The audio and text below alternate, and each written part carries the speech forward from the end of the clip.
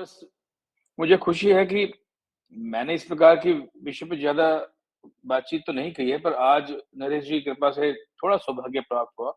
मैं कुछ जानकारी को जुटा पाया और साथ-साथ में हमारे महर्षि वेदांत ने जो हमें बताया है, उसके कुछ कण जोड़कर एक प्रयास कर रहा हूँ। तो मैं शुरू करता हूँ।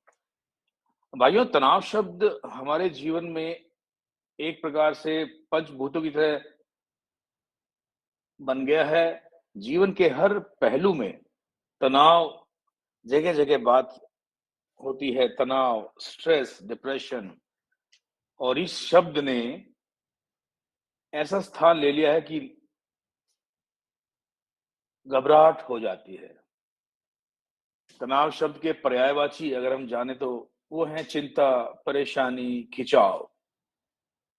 ये एक प्रकार की मानसिक या भावनात्मक बात है और हम ये भी कह सकते हैं कि भावनात्मक दबाव भी है। आजकल की प्रचलित भाषा में अगर हम देखें तो अमेरिका या यूरोप की शैली में आपको स्ट्रेस मैनेजमेंट शब्द का उपयोग काफ़ी मिलेगा। पर वास्तव में हमें तनाव का प्रबंधन करना है या तनाव से मुक्त होना है, ये जानना बहुत ज़रूरी है। ये मेरा व्यक्तिगत मानना है कि तनाव का प्रबंधन क्यों करना? उसको निकाल फेंकिए और जीवन को तनाव से मुक्त कर एक सरल, सहज भाव में आनंदपूर्ण, परिपूर्ण जीने की प्रयास हमें करना होगा।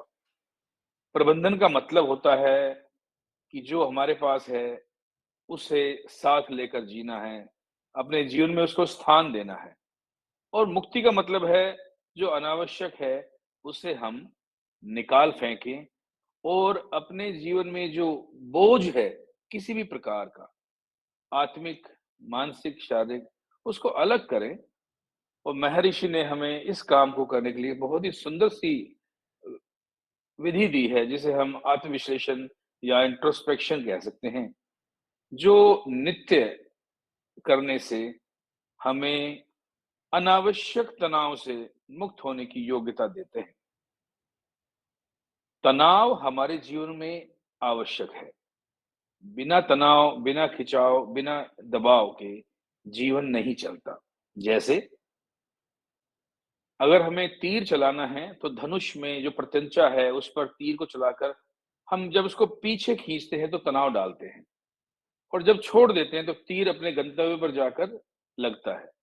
इसी प्रकार हमें कोई वस्तु एक स्थान से दूसरे स्थान पर अगर लेकर जानी हो, तो जब हम उसको उठाते हैं, तो तनाव हमारी मांसपेशियों में आता है। इस तनाव के कारण ही हम आगे बढ़ते हैं। हमें कोई जीवन में उद्देश्य प्राप्त करना है, तो उसे प्राप्त करने के लिए हल्का-सा तनाव हमें लेना पड़ता है, पर ये सब तनाव सकारात्मक हैं। और यही तनाव जब एक सीमा से परे हमारे जीवन में स्थान ले लेता है, तो ये अनेकों-अनेक रोग, अवसाद, पीड़ा के रूप में हमारे जीवन को नारकीय बना देता है। मैं आपसे एक प्रश्न करना चाहूँगा, आप तनाव मुक्त जीवन व्यतीत करना चाहेंगे या तनाव सहित प्रबंधन के साथ? आप उत्तर अपने आप को ही दें। जैसा मैंने कहा, तनाव मुक्त जीवन सहज व सरल जीवन है। वहीं पर तनाव प्रबंधन हमें बस जैसे नदी के किनारे पर चलने की क्षमता देता है, ना कि तनाव को पार कर आगे बढ़कर आनंद प्राप्ति का मार्ग। पर तनाव मुक्त जीवन के लिए तनाव मुक्त तन व तनाव मुक्त मन दोनों चाहिए। अगर मन तनाव में होगा, तो तन स्वतः ही तनाव से ग्रसित हो जाएगा। हम और आप किसी भी व्यक्ति के चेहरे से उसके मनोभाव की दशा का वर्णन सहज कर सकते हैं।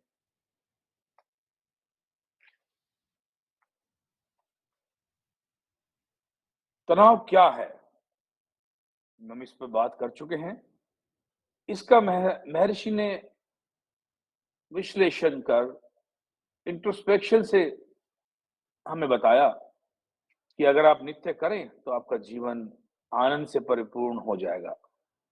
अतः आज हम कुछ बातों पर विचार करेंगे, मंथन करेंगे। मानसिक तनाव क्या है? क्यों होता है? तनाव के लक्षण क्या हैं? तनाव के प्रभाव क्या हैं? तनाव को समाप्त करने के तरीके। हम छोटा-सा बात इसके बाह्य व आंतरिक कारणों पर भी करेंगे। बाह्य तनाव के कारण व मुक्ति के उपाय के बारे में भी हम सोचेंगे और चर्चा करेंगे। तनाव का संबंध और शुरुआत विचारों से ही होती है, जो कि भावनाओं का एक स्वरूप है। भावना क्या है? भावना हमारे मन की स्थिति है। इसका प्रभाव किस प्रकार से हमारे मन पर होता है? भावना कई प्रकार की हो सकती है, जैसे मूल भावना, जिसे हम बेसिक कहते हैं, क्रोध, हर्ष, उल्लास, भय, दुख। कुछ भावनाएं हमारी संवेदनाओं से उत्पन्न होती हैं, जैसे पीड़ा, चिड़चिड़ापन, उत्साह। जीवन में कोई नुकसान हो जाए तो उससे भी संवेदना उत्पन्न होती है, भावना उत्पन्न होती है, जैसे आत्मग्लानि, सम्मान को चोट। हमारे दूसरों के प्रति जो मनोभाव हैं, उनसे भी भावना उत्पन्न होती है, जैसे प्रेम, ईर्ष्या, सहानुभूति, करुणा। कई बार आप अच्छा कार्य करते हैं, तो आपका मन करता है कोई आपकी सराहना करे या आप किसी की सराहना करो, उससे भी भावनात्मक मनोभाव जैसे प्रशंसा, आदर आदि उत्पन्न होते हैं। प्राकृतिक रूप में भी भावनाएं 2 प्रकार की होती हैं, जैसे सकारात्मक मनोभाव, नकारात्मक मनोभाव। सकारात्मक मनोभाव व नकारात्मक मनोभाव हमारे मन की परिस्थिति है, वस्तुतः बाहर कुछ भी नहीं बदलता। ये हमारे अंदर के ही विचारों की बाह्य अ, विवरण कह सकते हैं। सकारात्मक मनोभाव में मानसिक स्वास्थ्य, सुप्रभाव, कौशल विकास आदि आते हैं। नकारात्मक मनोभाव में मन व बुद्धि पर जो प्रतिकूल प्रभाव होते हैं, वो आते हैं। हमारे मन में जो विचार उठते हैं और जो भावनाएं उठती हैं, वो ही हमारे जीवन में दबाव या स्ट्रेस का कारण बनते हैं। इनके पीछे के बहुत सारे कारक हैं, जैसे हमारी पारिवारिक परिस्थितियां, शैक्षणिक वातावरण, स्वास्थ्य, शारीरिक उन्नति, हमारे चारों ओर की सामाजिक व्यवस्था, चीजों की तह में जाने की योग्यता। सकारात्मक मनोभाव जो होते हैं, वो हमारे जीवन में रंग भर देते हैं और हमें विपरीत परिस्थितियों में भी जीवन के पहलू का सामना करने की क्षमता देते हैं। अनियंत्रित मनोभाव हमारे जीवन में मानसिक उद्वेग पैदा कर देते हैं, जिससे व्यवहारिक व भावनात्मक संघर्ष पैदा होता है। जो व्यक्ति भावनात्मक दबाव में है, स्ट्रेस में है, उसका जीवन, और जो व्यक्ति भावनात्मक सहजता प्राप्त है, उसका जीवन देखने से ही पता लग जाता है। भावनात्मक सहजता का व्यक्ति जो दबाव में नहीं है, उसको अगर आप देखेंगे तो आपको पता लगेगा कि वह व्यक्ति समय स्थिति के अनुसार अपने मनोभावों को नियंत्रित कर कुप्रभाव से बच जाता है। वह भावनात्मक आवेग को अपनी बुद्धिमत्ता से निष्क्रिय कर देता है। व्यक्ति आत्मग्लानि से मुक्ति में रहता है। विपरीत परिस्थितियों में, समस्याओं में धैर्य का प्रदर्शन करता है। उसमें दया व करुणा का विकास होता है। वो अपने जीवन की गलतियों के पीछे कारणों का अवलोकन करता है और दूसरों के साथ समन्वय बनाता है। उसे दूसरों की सेवा में आनंद भी मिलता है। वह सर्वजन हितायन में संपूर्ण योगदान देता है।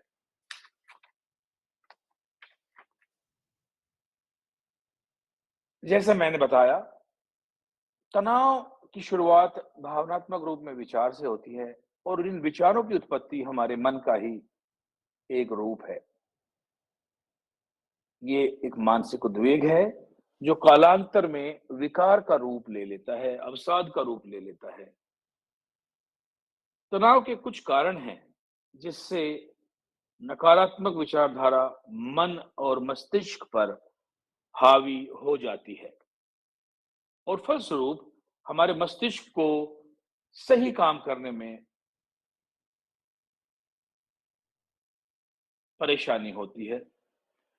तनाव के कारण उत्पन्न नकारात्मक स्थिति का आकलन विभिन्न लक्षणों से पता लग जाता है। अगर हमें ये पता लगाना हो कि व्यक्ति तनाव में है या नकारात्मक तनाव में है, तो उसके लक्षणों में जैसे सर दर्द, दांत व जबड़े में दर्द, पसीना, उसके शरीर में थरथराहट या कंपन, उदासी का जीवन जीना, उसका किसी भी काम में मन ना लगना, नींद ना आना, या तो ज्यादा खाना या ना खाना, ध्यान में ना बैठ पाना, अपने आप को दूसरों से कम आंकना, अपना आत्मविश्वास खो देना, जीवन में चिड़चिड़ाहट या मायूसी का होना और कभी-कभी तो अत्यधिक दबाव में मन आत्मघाती विचार भी पैदा करता है। ऐसे व्यक्ति कम बोलते हैं और खुशी की बातों में भी इनमें क्रोध आ जाता है। हमारे साइकोलॉजिस्ट और साइकियाट्रिस्ट ने तनाव को 3 श्रेणी में रखा है, जिससे उसके लक्षणों द्वारा उपचार में सहायता मिलती है। इन 3 श्रेणियों को अगर मैं आपको बताऊँ तो एक है तीव्र तनाव, जिसे हम लोग एक्यूट स्ट्रेस भी कहते हैं। ये तनाव सामान्य व कम समय के लिए होता है, परंतु इसकी तीव्रता अधिक होती है, पर ये क्षति ज़्यादा नहीं करता। दूसरा है एपिसोडिक तीव्र तनाव। लोग जब अपने जीवन में समस्याओं को लेकर चिंतित रहते हैं, वो तीव्र तनाव से ग्रसित हो जाते हैं।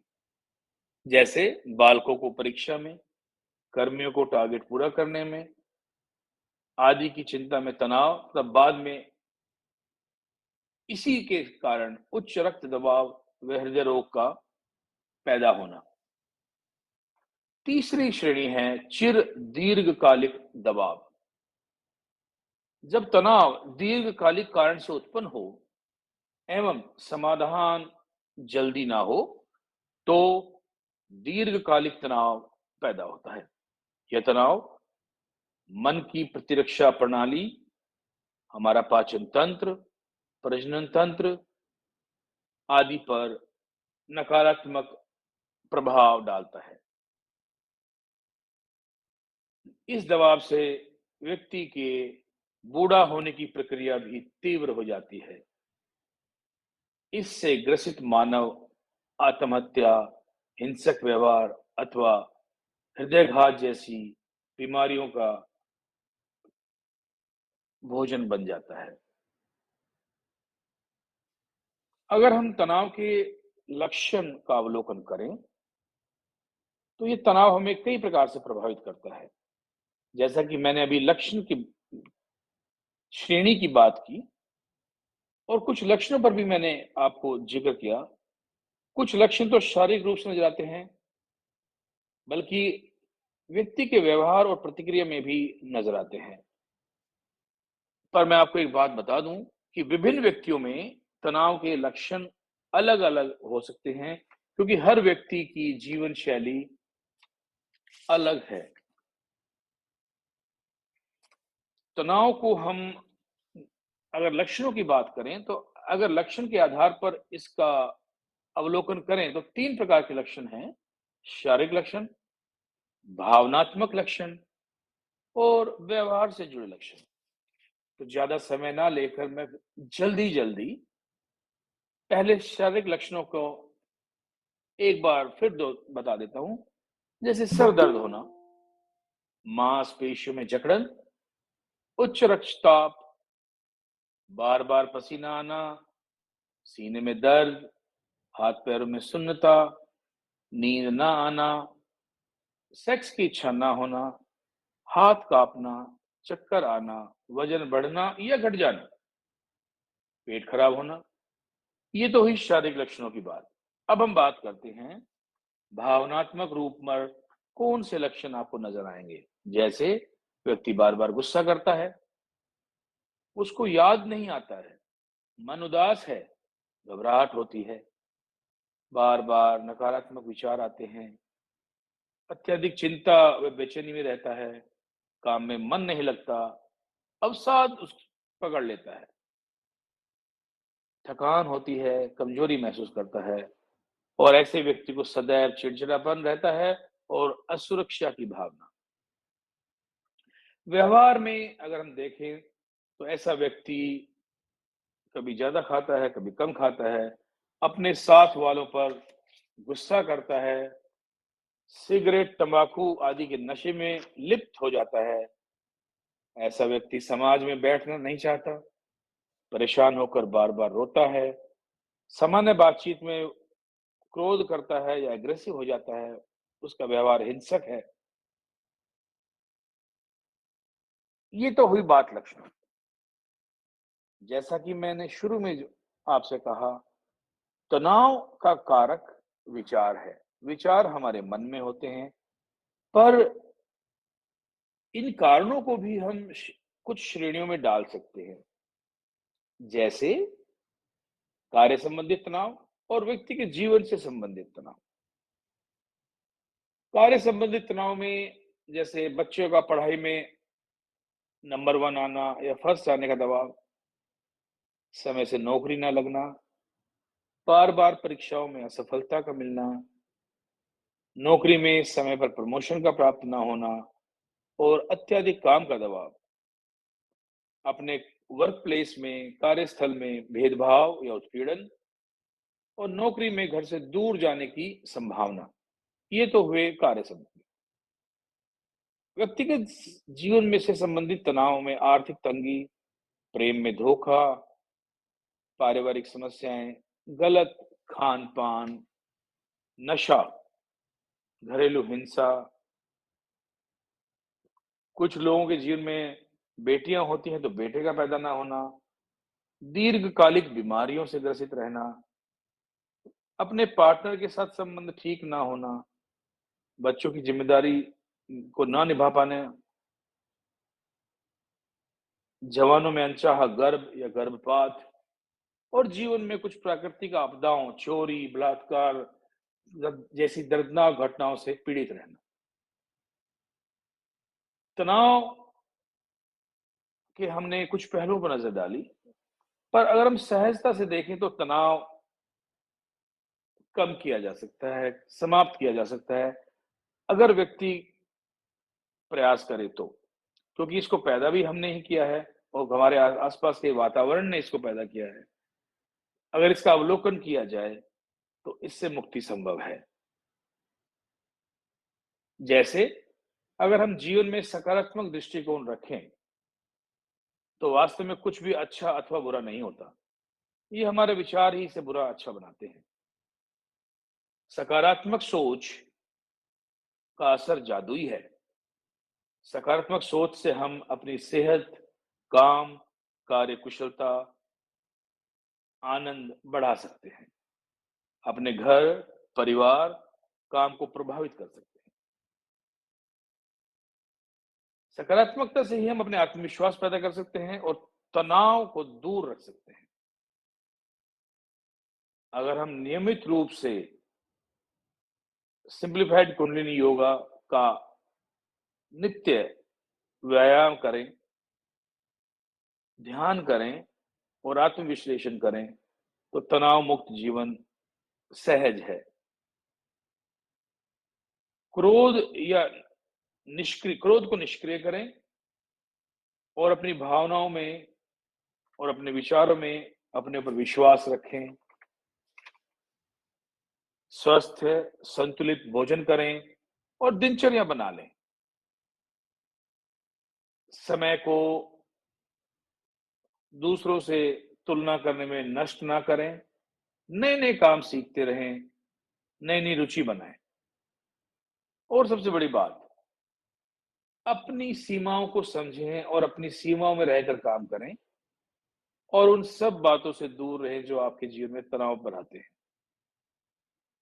अपनी पसंद के कार्यों में कुछ समय दें और महत्वपूर्ण एक बात और है, जीवन में उन लोगों से मिलें जिनके विचार सकारात्मक हैं, जो आपसे प्रेम करते हैं, जो आपके लिए समय निकालते हैं।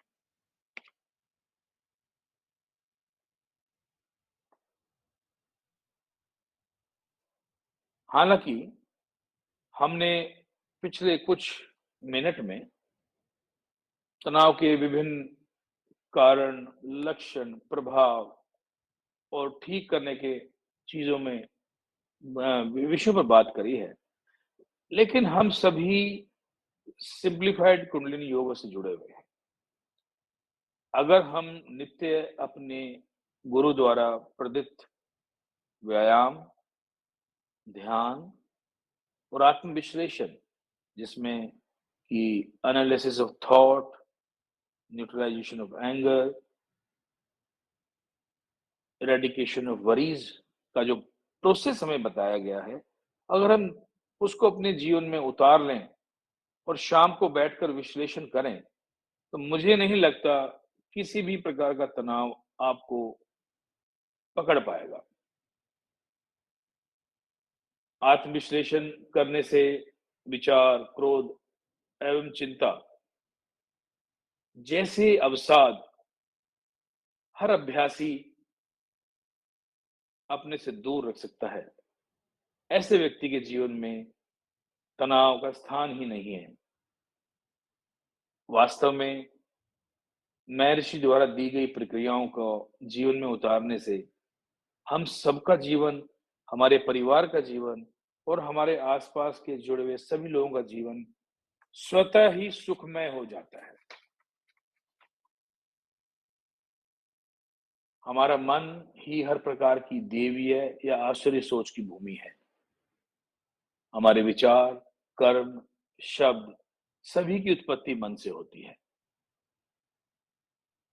शब्द एवं कर्म बाह्य रूप में प्रकट होने से पहले शब्दों के रूप में हमारे मन में ही प्रकट होते हैं और पूर्ण होते हैं। वास्तव में मन विचार ही है। विचार विश्लेषण आत्म विश्लेषण की एक अंग है। जैसा कि हम जानते हैं, volume, force, time and distance, या यूं कहिए कि आयतन, शक्ति, समय व दूरी, ये वो चार मापदंड हैं जिनके आधार पर सभी क्रियाएं होती हैं। वो प्रक्रिया जिससे आत्मा वस्तु घटनाओं का आकलन करती है, उसे रेकनिंग या विचार भी हम कहते हैं। तो अगर हम मोरलाइजेशन डिजायर करते हैं, क्योंकि दबाव का जो कारक है वो विचार ही है, और आज के इस प्रगतिशील पूंजीवादी युग में सहजता से रह पाना कठिन है, क्योंकि आपके जीवन में प्रतिस्पर्धा है, ज्यादा पाने की क्षमता है, आप हर चीज को प्राप्त करना चाहते हैं। अतः इच्छाओं का नैतिकीकरण, विचार का चयन, मन के अनंत विचारों की खान है। ये जरूरी है कि हम इसका नैतिकीकरण करें। मन कभी भी इच्छा रहित नहीं होता। इच्छा शून्य की अवस्था प्राप्ति के लिए निरंतर अभ्यास चाहिए। इच्छा की उत्पत्ति के जो कारक हैं, वो प्राकृतिक कारक हैं: भूख, प्यास, उत्सर्जन व वातावरण में बदलाव, जिनकी पूर्ति मानव को सहज जीवन के लिए करनी होती है। इच्छाओं को तीन अंग में बांटा गया है: जैसे कि स्त्री, भूमि व धन की प्राप्ति की इच्छा। इन्हें प्राकृतिक इच्छा भी कहते हैं। हम जानते हैं, इच्छाओं का अंत संभव नहीं है, पर निरंतर विश्लेषण, नैतिकीकरण से इन्हें निष्क्रिय किया जा सकता है। इस क्रिया में लगातार आत्म सुझाव या आत्म सम्मोहन या ऑटो सजेशन बहुत लाभकारी होते हैं। इसी प्रकार अगर हम क्रोध का निराकरण करें, मोरलाइजेशन ऑफ डिजायर, हम जानते हैं क्रोध एक घृणित स्वभाव है जो मानव की आनुवंशिकी में हमें बीस्ट या जानवरों से प्राप्त हुआ है या हमारे वंशजों से प्राप्त हुआ है, जो हमारे जीवन में दबा हुआ है। पर अगर हम अपने क्रोध की उत्पत्ति के कारण का पता लगा लें और ये जान लें कि इससे क्या हानि संभव है, स्वयं को या अन्य को, तो इसका निराकरण हो जाता है। क्रोध वास्तव में इच्छाओं की पूर्ति में पड़ने वाली बाधा के कारण आता है, जो बाद में प्रतिशोध की भावना में बदल जाता है।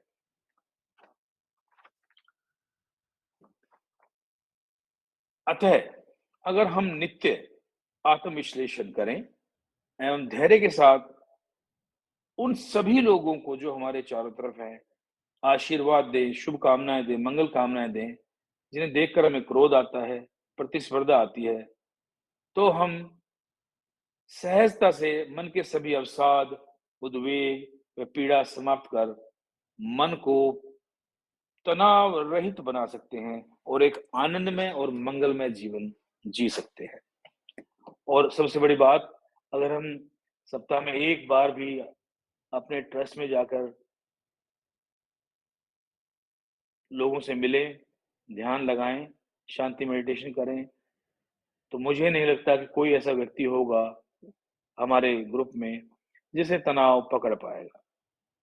इसी के साथ मैं अपनी वाणी को विराम दूंगा।